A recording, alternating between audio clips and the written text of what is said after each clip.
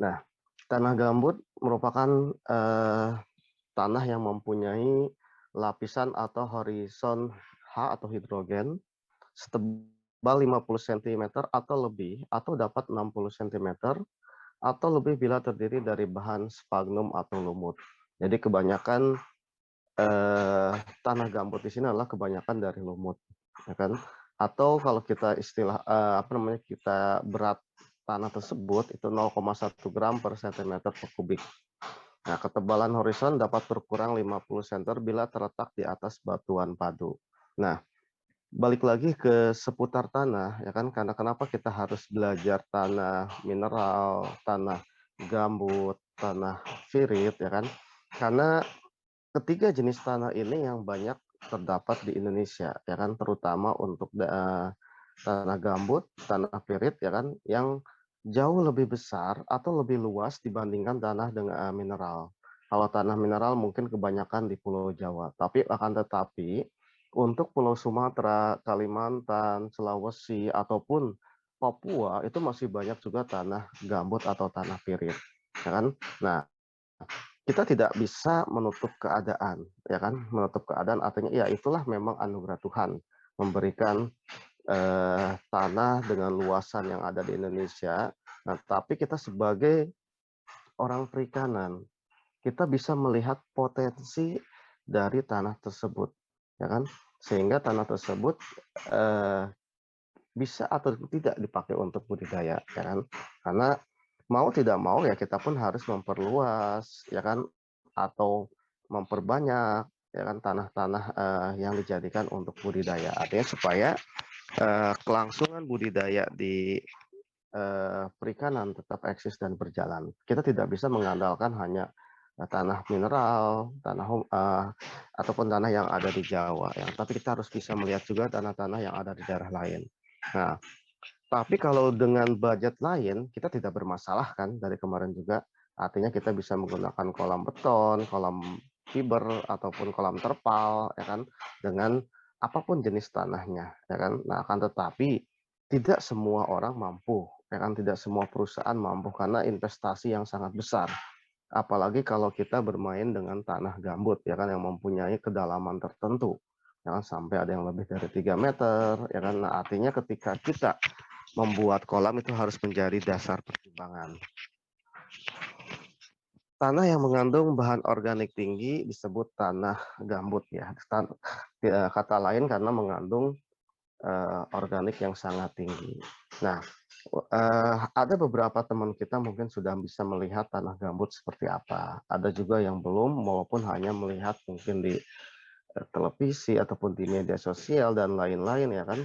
Nah, itu mungkin juga menjadi dasar pertimbangan seperti apa. Kecuali bagi orang yang sudah beberapa kali melakukan kunjungan-kunjungan, termasuk kami pernah melakukan beberapa kali kegiatan di lapang, ya kan, kami mensurvei untuk dijadikan kolam di Papua, ya kan, kami satu tim yang mengecek seperti apa, karena tadi kalian kemarin sudah belajar juga bagaimana belajar praksi tanah, tekstur tanah, ya kan. Nah, itu yang notabene itu bagian dasar dari ketika kita melakukan survei di lapangan. Makanya tadi hal-hal prinsip dalam keilmuan harus kita kuasai, termasuk bagaimana mengukur pH tanah atau mengukur pH air, mengukur kualitas air dan lain-lain yang mungkin bisa kita bawa alat ke lapangan. Nah, ini adalah gambaran-gambaran untuk tanah gambut, ya kan, yang masih tersebar, ya kan, di berbagai negara, berbagai wilayah negara kita. Seperti ini bagi yang belum melihat. Ini tadi yang banyak lumut dan lain-lain. Ini ada genangan. Seperti ini.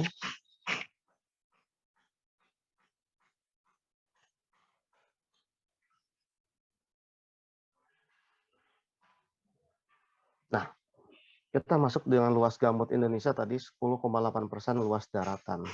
Artinya luas daratannya masih dipenuhi oleh gambut sekitar 20,6 juta. Nah, tadi yang saya katakan, itu tersebar di Papua, Sulawesi, Kalimantan, dan Sumatera. Daerah inilah pulau-pulau terbesar di negara kita. Ya kan, walaupun tadi tanah mineral hanya di Pulau Jawa kebanyakan, ya kan, tapi Pulau Jawa dengan begitu padatnya, ya kan, sehingga kalau potensi perikanan banyak ke daerah pinggiran, ya kan, Pantura dan lain-lain, ya kan, seperti itu.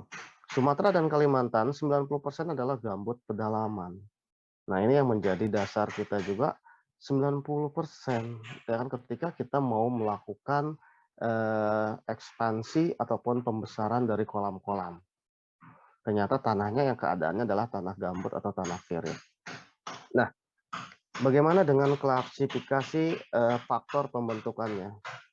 Gambut ombrogen terbentuk dari sisa-sisa hutan seperti di Sumatera. Gambut topogen terbentuk dari depresi topografi rawa. Gambut pegunungan, depresi dari pegunungan yang tidak aktif, ya kan, seperti Gunung Papandayan, dataran tinggi Dieng, ya kan. Nah, ini ketika berdasarkan faktor pembentukannya. Berdasarkan batuan induk yang membentuk, ada gambut endapan, gambut berserat, dan gambut kayuan. Apa yang membedakan? Ya, ini adalah mudah dihumidifikasikan, kemudian berserat mempunyai kapasitas menahan air tinggi, kayuan sisa-sisa pohon, semak, atau vegetasi dari rawa. Ini ketika berdasarkan batuan induk yang membentuknya. Nah, berdasarkan kedalaman tadi yang saya katakan, ini yang agak sulit ketika kita membuat kolam. Yang sedangkan kita kan kolam kurang lebih adalah 1 meter atau lah taruh 1,5. Sedangkan gambut sendiri ini mempunyai kedalaman, ya kan, kurang dari 50 sampai 100 cm. Ini kan tidak bisa.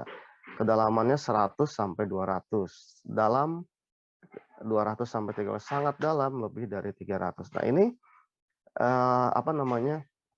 Kedalaman tadi lumut ataupun gambut tersebut. Jadi ketika kita masuk ataupun berjalan ke gambut, terkadang kita ada yang bisa sampai kedalaman 1 sampai 200 meter. Nah, artinya ketika kita memang ada lihat, oh, pas saat masuk ke dalam rawa, kok seolah-olah ada yang narik, ya kan? Oh, ada mitos dan lain-lain. Sebenarnya bukan mitos, tapi ini karena dia mempunyai kedalaman tertentu. Ini dikhawatirkan mempunyai kedalaman yang sangat dalam, artinya dia tertarik, ya kan, oleh lumut ataupun oleh lumpur dan lain-lain yang mempunyai kedalaman seperti ini. Nah, ini bayangkan ketika kita mau membuat kolam, ya kan, berapa biaya yang dibutuhkan hanya untuk mengangkut tadi lumut atau gambut tersebut. Karena mau tidak mau kan harus diangkat. Ya kan, karena supaya diangkat tadi karena dia tidak bisa menahan konstruksi atau membuat suatu konstruksi. Nah, ini yang menjadi dasar pertimbangan kita, tapi dengan adanya teknologi dan lain-lain ya semuanya akan berjalan, apalagi kalau sekarang kan tidak ada yang tidak mungkin, ya kan? Semua bisa berjalan. Di pegunungan aja kita bisa bikin, ya kan? Apalagi di daratan. Nah, berdasarkan kematangannya itu ada fibrik, hemik, dan saprik, ya kan? Apa sih yang membedakannya? Digolongkan apabila bahan vegetatif aslinya masih dapat diidentifikasi atau lebih sedikit mengalami dekomposisi.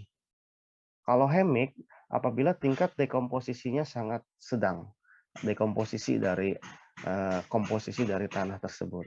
Bagaimana dengan saprik? Merupakan penggolongan terakhir yang apabila telah mengalami tingkat dekomposisi yang lanjut. Nah, ini berdasarkan dari kematangan tanah gambut tersebut. Nah, bagaimana dengan pembentukan dan fisiografi dari lahan gambut? Ada gambut cekungan, ada gambut sungai, ada gambut dataran tinggi, dan ada gambut dataran pantai. Nah, ini pun sama, karena memang tadi dikatakan apalagi Sumatera hampir 90% gambut. Nah, gambut itu kan bukan berarti ada yang di daerah cekungan, ada yang daerah sungai, ada yang daerah dataran tinggi, dan ataupun ada yang daerah pantai. Semua membentuk dalam satu kesatuan. Ya, karena ini sehingga kita bisa mengklasifikasikan lingkungan pembentukan fisiografi dari lahan gambut tersebut. Jadi bukan hanya di dataran rendah, dataran tinggi pun sama, mereka kebanyakan tanahnya tanah gambut. Daerah pantai juga sama, ya kan? Nah, seperti itu. Nah, tingkat kematangan tadi sudah kita informasikan, ada fibrik, ada hemik, ataupun ada saprik, ya kan? Nah, fibrik gambut yang sangat mentah. Kadar seratnya lebih dari 66%.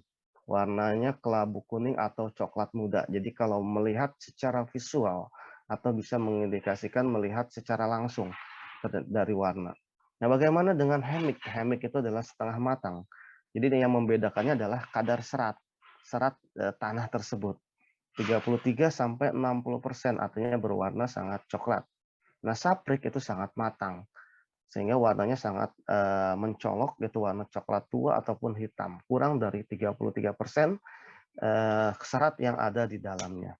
Nah, ini ketika kita melihat perbedaan juga dari segi warna, ya kan? Nah, dari tanah gambut artinya tidak masalah kita mendapatkan pengetahuan, mendapatkan wawasan, apa sih tanah gambut itu, apa sih tanah pirit itu, apa tanah mineral. Kalau tanah mineral sudah jelas, ya kan, mineralnya sangat tinggi, artinya sangat potensi, ya kan, terhadap nutrien, komposisi yang dibentuk oleh fitoplankton ataupun dari ekosistem dari tanah tersebut.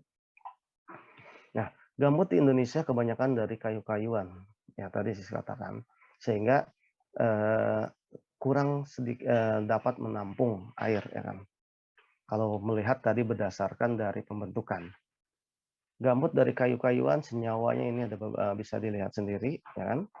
Nah, kemudian gambut yang stabil atau tahan terhadap dekomposisi adalah humus, itu asam humat, asam pulpat. Bahan yang tidak stabil adalah asam karboksilat dan asam fenolat. Nah, ini komposisi dari pembentukan dari bahan gambut tersebut karena adanya beberapa senyawa-senyawa, terutama adalah senyawa aromatik. Kenapa senyawa aromatik? Jadi ketika kita ke mangrove, ketika kita ke gambut, ada suatu bau yang sangat khas, ya kan? Bau yang sangat khas itu ternyata adanya senyawa aromaterapi, ya kan? Aromatik, ya kan, yang dikeluarkan dari senyawa-senyawa yang ada di tanah gambut tersebut, sehingga baunya sangat khas, ya kan? Sama seperti kita ke mangrove atau yang tadi yang saya katakan, mungkin dari antara kalian ada yang pernah ke mangrove, ya kan? Baunya seperti apa sudah tercium. Ya, walaupun sebenarnya ketika kita normal, kita bisa sama-sama ke mangrove, ya kan, di mata kuliah ekologi perairan, ya. Tapi dengan keadaan ini ya kita tidak bisa menutup mata ataupun tidak bisa berangkat. Jadi ada mungkin pengalaman tersendiri, siapa tahu nanti suatu saat kalian nanti ke mangrove ataupun ke tanah gambut dan lain-lain pasti akan melihat, oh ini baunya seperti ini. Nah, ternyata baunya seperti ini adanya tadi senyawa aromatik, ya kan, yang ditimbulkan, yang dikeluarkan dari tanah gambut tersebut. Ya, komposisinya ini pembentukan komposisi dari serat kasar, lignin, hemoselulosa, selulosa, dan protein. Nah, ini tadi kenapa adanya bau senyawa? Karena inilah beberapa senyawa-senyawa ini yang ada, yang muncul, yang dikeluarkan oleh tanah gambut tersebut atau dari kawasan tersebut. Yang baunya ya mungkin tidak bisa diceritakan, mungkin bisa pengalaman sendiri nanti. Beda dengan yang lain, ya kan, ada kekasan, ya kan, ada penol, aldehid. Nah, ini mungkin kalau membayangkan yang belum pernah mungkin bisa di searching penol itu seperti apa, aldehid itu apa yang ditimbulkan dari reaksi, baunya apakah berbahaya atau tidak, ya kan, nanti bisa di cross check adalah satu persatu, ya kan. Tapi kalau ada yang punya pengalaman yang mungkin bisa diceritakan seperti apa baunya. Nah, ini adalah suatu tantangan dalam budidaya. Mampu menyimpan air 90%, ada beberapa tadi yang komposisi gambut yang mampu menyimpan air. Tetapi secara kimia itu bersifatnya masam. Masam berarti pH-nya sangat rendah, ya kan? Sehingga jenis ikan terbatas. Kalau jenis ikan terbatas, kita tidak bisa membudidayakan beraneka ragam jenis ikan. Atau kita tidak bisa menyesuaikan dengan pasar. Karena kalau dalam budidaya, untuk kita budidaya ikan kan kita harus melihat pasar dulu. Kira-kira pasarnya yang dibutuhkan apa? Konsumen butuh ikan apa? Masyarakat butuh ikan apa? Baru kita budidaya. Jangan sampai kita budidaya ikan yang masyarakat tidak suka. Di pasar tidak laku, ngapain? Ya kan? Nah, tapi kalau kita melihat seperti ini kita agak sulit. Jenis ikannya terbatas. Mungkin hanya terbatas untuk ikan-ikan yang bisa hidup di daerah tersebut. Ya kan misalnya beberapa ikan lokal, ikan gelodok dan lain-lain mungkin bisa. Ya tetapi eh, kita bisa melihat pasar juga. Tapi kalau memang pasar tersebut sangat tinggi itu malah bagus, ya kan? Jika kering tidak bisa balik. Artinya apa? Ketika kita punya kolam tanah kan kalau dalam persiapan wadah, persiapan kolam atau setelah panen, kita bisa membalikan tanah, mencangkul kembali tanah supaya balik sama seperti kita mau budidaya tanaman. Tanahnya harus kita balikan. Untuk apa kita balikan? Supaya terjadi penggemburan, supaya terjadi oksigen masuk ke dalam tanah. Kemudian apalagi ketika dikeringkan, ya kan? Untuk apa? Sebagai desinfektan. Desinfektan yaitu membunuh patogen yang ada di dalam tanah tersebut dengan adanya matahari, ya kan? Sehingga aerasi bisa berjalan dengan baik. Nah ini tapi kalau tanah gambut ini tidak bisa dibalik, artinya tetap stabil ya, sehingga dikhawatirkan ketika kita bayangkan ketika kita punya kolam, setelah dipakai semua kan kita keringkan kan banyak sekali di dasar adalah endapan-endapan. Nah endapan itu ketika kita tidak dibalik ini secara bakteri komposisi patogen penyakit kan numpuk di dalam, ya kan? Makanya salah satunya dibalikan supaya tadi terbunuh patogen-patogennya. Tapi kalau tidak ini akan menumpuk semua. Ini menjadi bom waktu.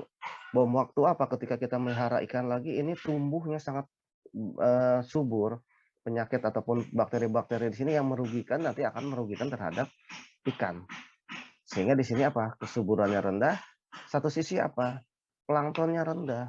Kenapa plankton rendah? Karena tadi ya kan kekurangan dari unsur mineral yang ada.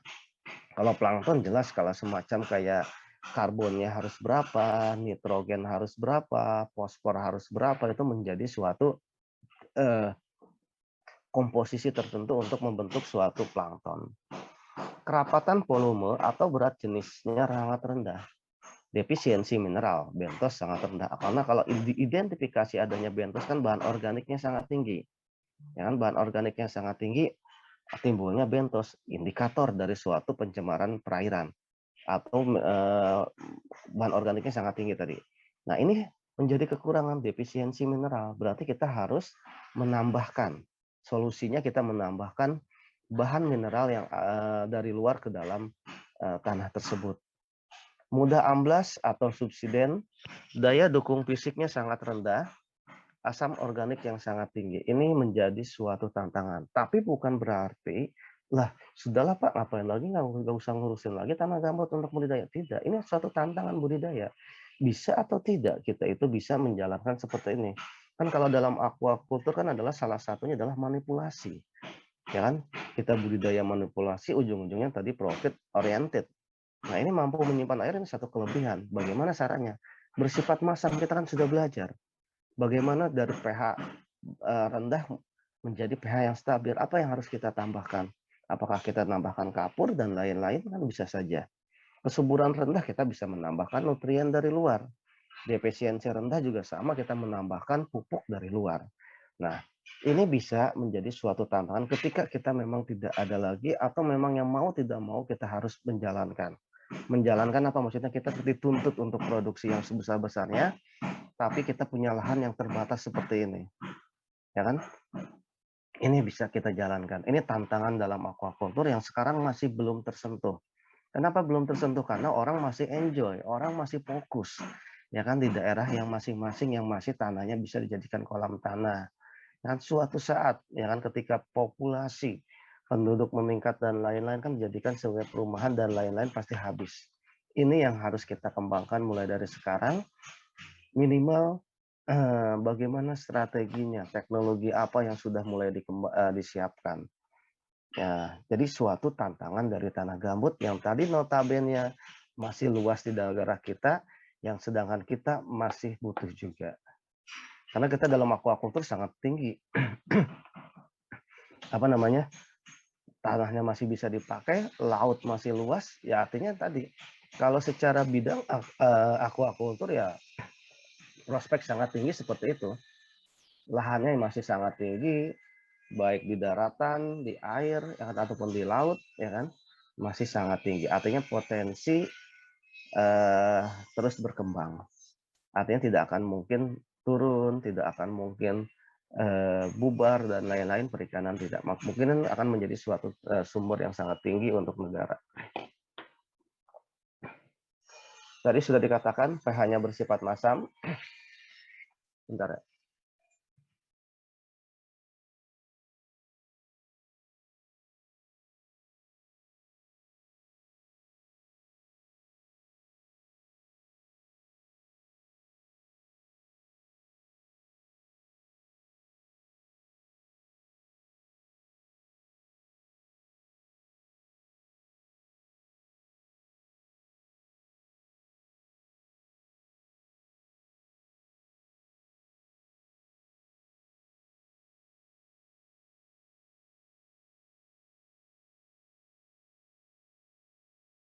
Oke, kita lanjutkan. pH-nya bersifat masam. Nah, ini butuh CN rasionya itu 31 sampai 49. Komposisi antara karbon dan nitrogen.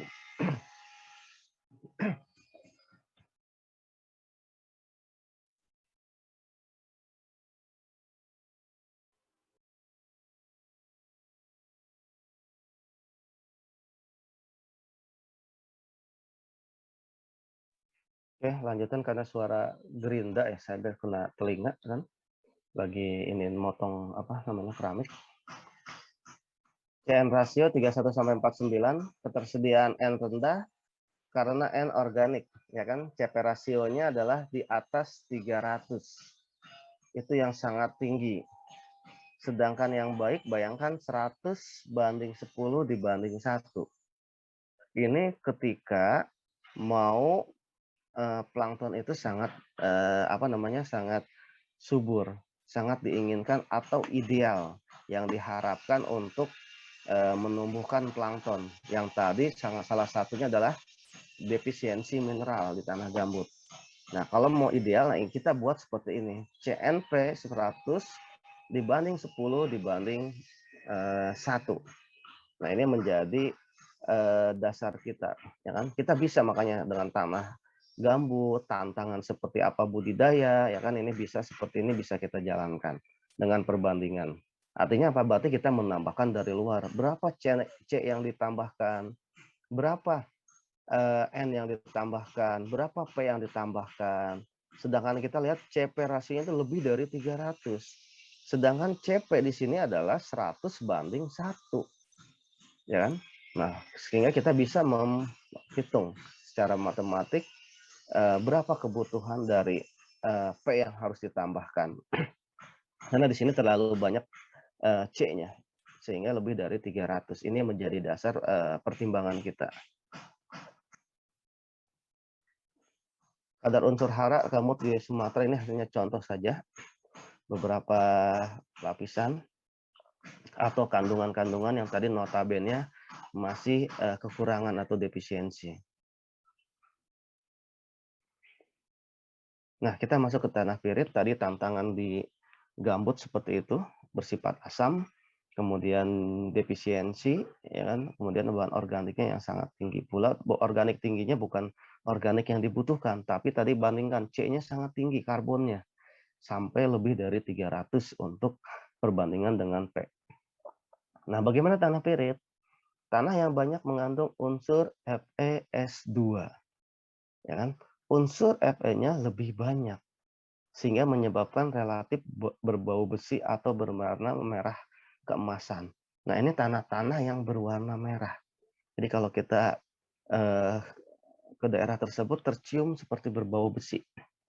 Samalah seperti ketika kita menggunakan air sumur, yang tanahnya itu banyak mengandung air besi, itu terlihat bau aromanya seperti apa. Kemudian indikatornya tanah air itu mengandung besi, di keran dan lain-lain itu pasti akan cepat untuk berkarat atau berwarna merah. Nah, kalau ini adalah tanah pirit yang mengandung banyak besi, ya kan? Kebayang padahal kalau untuk budidaya banyaknya dalam mengandung humus yang tadi kita belajar dulu itu 10 sampai 15 cm, ya kan, sebagai lapisan suburnya suatu tanah. Ini secara kimia pembentukan dari FeS2. Ya, karena kita tidak terlepas karena kimia air dan tanah walaupun kita tidak akan mendetail belajar secara kimia. Karena kalian sudah dianggapnya sudah dapat, sudah paham, ya kan? Bagaimana reaksi keseimbangan dan lain-lain. Ini pembentukan tanah pirit. Ini juga reaksi oksidasi pirit oleh oksigen dan Fe yang dihasilkan oleh ion sebanyak 21 ion yang menyebabkan berubahnya suatu tanah menjadi asam. Artinya adanya reaksi oksidasi yang dihasilkan dari senyawa-senyawa yang ada di dalam tanah tersebut. Nah, bagaimana sumber esnya? Ya kan tadi kan ada Se dari bahan organik atau mangrove, dari air laut, ya kan sumber es. Bagaimana kriteria tanah pirit? Nah, ini kriterianya. pH-nya 3,5 sampai 4,0. Artinya apa di sini? Berarti pH-nya sangat rendah. Bersifat asam pula sama, ya kan? Ketika ditambahkan H2O2, pH turun menjadi 2 unit. Ketika dikeringkan, pH turun menjadi 3 unit. Kebayang, pH-nya sudah rendah. Ketika kita mau dikeringkan, turun lagi menjadi 3 unit. Ya kan? Kemudian miskin unsur hara di sini ada P, K, Si, Ca, dan Mg. Ini yang notabene yang dibutuhkan di dalam nutrien. Tetapi kaya akan Al, Fe, dan SS. Dan S, sorry. Sedangkan kita pelajari kemarin di logam berat. Ya kan? Ada Fe, ada Mn yang kita pelajari di sebelumnya. L, Fe, S itu kan dibutuhkan oleh tubuh atau dibutuhkan oleh unsur di tanah, tapi dengan jumlah yang sangat kecil. Kalau ini kebalikan, Al, Fe, S-nya yang sangat besar, PKSI-nya sangat rendah, sehingga menjadi indikator tanah pirit yang tanah kurang subur. Kan jelas. Bagaimana indikator bahwa tanah pirit itu ada? Pertama adalah tanaman mangrove nipah. Jadi kalau kemarin sudah belajar di mangrove, ada berbagai macam jenis tanaman penyusun dari mangrove. Ya kan ada nipah, ya kan ada brugueria dan sejenisnya, ya kan. Muncul bau belerang. Karena apa? Karena tadi ada es, sulfur. Kemudian ada bercak berwarna kuning pucat di lapisan tanah atas. Jadi tanah atasnya ada bercak-bercak berwarna kuning, ya kan, atau merah keemasan, mengindikasikan atau indikator bahwa tanah tersebut adalah tanah pirit.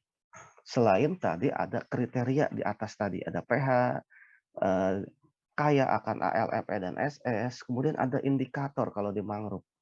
Oh, sudah banyak mangrove nipah. Berarti mengindikasikan sudah bau belerang, ciri khasnya tadi tersendiri. Ya kan, baunya seperti apa? Oh, ini sudah mulai tanah pirit. Nah, ini nipah contohnya. Lingkungan tanah, jenis tanamannya tanah pirit tadi. Ini yang indikator tadi ya. pH-nya kurang dari 3,5, muncul bau belerang. Ini sudah mengindikasikan, ya kan, yang tergenang di daerah mangrove. Oh, ini tanah pirit. Nah, ini contoh lapisan tanahnya. Ya kan? Tanah seperti ini ya memang sulit untuk kalau kita budidaya atau mencari kesuburan untuk budidaya tersebut. Ini contoh juga daerah mangrove. Ya artinya sayang ya ketika kita ekologi perairan tidak berangkat ke daerah seperti ini. Nah, bagaimana tanah pirit untuk dibuka menjadi tambak? Kenapa tambak bukan kolam? Karena kalau tanah pirit ataupun mangrove sudah masuk ke kawasan air payau. Air payau itu budidayanya adalah istilahnya menggunakan tambak, bukan kolam. Hampir sama, tapi tambak namanya. Nah, dibuka menjadi tambak, tanah air pH-nya menjadi rendah. Karena memang sumber airnya menjadi rendah. Apa yang menyebabkan ketika air pH rendah? Iritasi insang. Jadi ikan ataupun udang, ya kan, insangnya mengalami iritasi karena pH-nya rendah. Kalau sudah iritasi, yang jelas pasti dia akan terganggu pertukaran ion. Karena pertukaran ion ataupun pengambilan oksigen di sini terganggu karena melibatkan insang. Ketika insangnya iritasi, ya jelas pasti akan terganggu. Sama seperti hidung kita ketika kita ada pilek ataupun influenza, kemudian kita kan agak kesulitan untuk menghirup oksigen. Nah, ini apalagi ketika iritasi diakibatkan oleh pH yang sangat rendah. Pengambilan oksigen terganggu, pertukaran ion terganggu, ya kan? Sehingga terjadinya gagal ginjal. Jadi bukan hanya manusia saja, ikan, udang juga bisa terjadi gagal ginjal. Atau kulit udang menjadi lunak. Kalau kulit udang menjadi lunak karena apa? Karena tadi salah satunya miskin akan Ca. Ca itu adalah kalsium. Sedangkan udang itu ditutup oleh lapisan yang namanya karapas. Ya kan, kalau udang itu yang membungkusnya adalah karapas. Karapas itu adalah kalsium. Yang jelas pasti kulit udang lunak karena cangkang tersebut tidak bisa keras. Ya kan, kalau cangkang tidak bisa keras, apa yang terjadi? Sifat kanibal udangnya pasti akan tinggi. Makanya ketika kalian belajar melihara lobster atau udang hias, terkadang menggunakan shelter yang dari pipa, ya kan, sebagai pelindung. Kenapa sebagai pelindung? Ini ketika terjadinya molting. Istilahnya molting adalah lepasnya kulit atau cangkang udang untuk pertumbuhan, sama seperti ular, ya kan? Dia akan lepas. Ketika kalian lepas, dia akan menyebabkan kanibal dari udang-udang yang lain. Makanya menggunakan shelter. Ini bayangkan ketika kulit udangnya lunak. Ya, apa yang terjadi? Saling makan memakan, kanibal. Mudah terserang penyakit dan akhirnya menjadi suatu kematian. Ini ketika tanah pirit dibuka menjadi tambak. Ini karena kekurangannya Na, Cal, Cl, Ca, dan Mg. Nah, sama juga tanah pirit dijadikan tambak, timbul asam belerang. Karena tadi H2S, ya kan, penyusun dari tanah pirit tersebut yang tercium aroma belerang. Terbentuk di dasar tambak. Jadi H2S itu atau endapannya itu kan memang terbentuknya adalah di dasar tambak, di endapan tambak. Udang hidup di dasar tambak. Walaupun ada yang mengatakan udang itu hidup di kolom, tapi tidak ada yang mengatakan udang itu hidup di permukaan. Ya kan? Karena sifatnya adalah menetap, dia walaupun di kolom dia akan menetap di dasar tambak. Bayangkan ketika dasar tambak atau dasar kolam banyak mengandung H2S, bisa kebayang yang terjadi di udang. Insang tidak mampu mengambil oksigen. Artinya insang itu akan terblok. Ya kan, sama seperti kalau hidung kita udah betul-betul tidak berfungsi, diblok, ya kan, atau dengan pilek yang sangat berat dan lain-lain kan. Kadang-kadang kita sulit untuk bernapas, mulut kita membuka terus kan. Udang bernapas dengan cepat. Makhluk hidup sama, ketika dalam keadaan satu ruangan oksigen kurang, berarti napas akan cepat, pengaturan pergerakannya. Insang berhenti mengambil oksigen. Sudah terblok, pernapasan tadi cepat, berhenti mengambil oksigen, jelas adalah mati. Ini akibat dari H2S. Ya kan, kalau kita belajar secara sistematik, apa sih H2S, apa itu oksigen, atau itu CO2 yang sudah mungkin kita pelajari sebelum-sebelumnya, bagaimana kaitan dengan fisiologi, tentunya salah satunya di udang. Kenapa ngambil contoh udang? Karena di mangrove, karena di daerah tambak kebanyakannya adalah udang, walaupun ikan biasanya bandeng dan sejenisnya. Ini. Nah, H2S salah satunya tadi ini ya, H2S dia terbentuk. Bagaimana H2S tersebut? Dia memblok kemampuan insang mengambil oksigen, artinya di portal. Jadi ketika misalnya kita mau berjalan, jalannya itu ditutup kan, mau tidak mau kan tidak bisa masuk. Ya kan, sama seperti ini, sel insangnya diblok atau ditutup. Terjadinya adalah hipoksia. Laju ventilasi meningkat. Tadi napasnya cepat, kemudian laju ventilasi berhenti. karena tidak ada lagi oksigen yang masuk. Kematian menyusul dalam hitungan menit. Ini akibat dari H2S. Saya rasa yang pH, suhu, TS dulu pernah didapatkan juga di materi sebelum-sebelumnya. Nah, bagaimana dengan oksigen yang tadi memblok oksigen? Ya kan? Dia anoreksia, gejala sakit berupa hilangnya nafsu makan. Contoh kita manusia, ketika kita makan, ternyata di ruangannya tidak nyaman, oksigennya kurang, pengap lah istilahnya tempat makannya. Senapsunya makan kita pasti akan berkurang. Ya kan? Sama seperti ikan, anoreksia. Kemudian terjadi hipoksia jaringan dan mengakibatkan adalah stres dalam respirasi. Jelas stres karena tidak ada pertukaran secara cepat, tidak ada pertukaran secara rutin, tidak ada pertukaran dengan baik antara oksigen dan CO2, ya ini akan mengakibatkan stres respirasi. Ya kan, respirasinya akan mengakibatkan stres. Apa yang terjadi? Udang atau ikan berenang di dekat permukaan air. Mengindikasikan ketika kalian melihat ada kolam ikan sudah berenang di daerah permukaan, apalagi sudah mendekati inlet. Inlet itu adalah air yang masuk. Itu mengindikasikan bahwa perairan tersebut kurang oksigen. Ya kan? Kalau ini tinggal dicek saja misalnya dengan menggunakan deometer. Berapa sih oksigen yang ada? Karena kalau dalam literatur kan harus lebih dari 3 atau 4 ppm. Oh, mungkin oksigennya 2 ppm kekurangan. Udang ikan menggap-menggap. Udang atau ikan loncat ke mematang. Ini kalau sudah loncat menandakan bahwa dia sangat stres. Ya kan?